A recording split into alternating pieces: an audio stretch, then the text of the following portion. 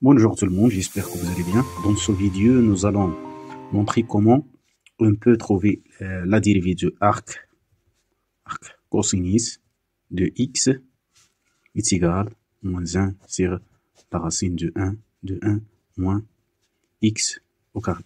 Quel que soit x appartient à l'intervalle moins 1 et 1. Ça, c'est le domaine de définition de la fonction arc cosinus. Alors, nous avons une relation, c'est que le cosinus de arc cosinus de x est égal à x. Parce que l'arc cosinus, c'est la fonction réciproque de la fonction cosinus. C'est-à-dire la fonction de la fonction réciproque est égale le variable.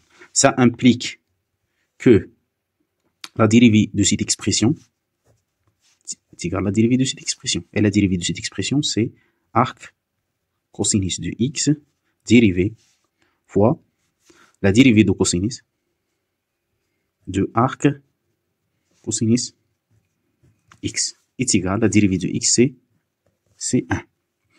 Très bien. Ça, c'est-à-dire on peut déduire ça à partir de la fonction f ronde g, c'est-à-dire de x. La dérivée de cette fonction, c'est f de g de x dérivée est égal à g' de x, f' de g de x. Très bien. Nous revenons à notre expression. Alors, ça implique que arc cosinus de prime de x est égal, fois.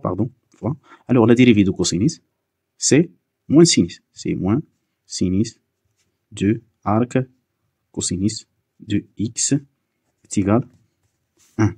Implique que l'arc cosinus prime de x est égal à moins 1 sur sinus de arc cosinus de x.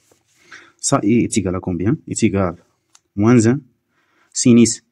Si tout simplement on peut dire que est égal à 1 moins cosinus de arc cosinus de x.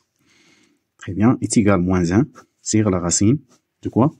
Alors, cosinus de arc de cosinus, c'est tout simplement x. Alors, la dérivée de cette expression, c'est, alors ici, bien sûr, on a mis la racine, c'est-à-dire c'est 1 moins cosinus au carré. Moins cosinus au carré, c'est-à-dire cosinus au carré de arc cosinus de x, c'est x au carré.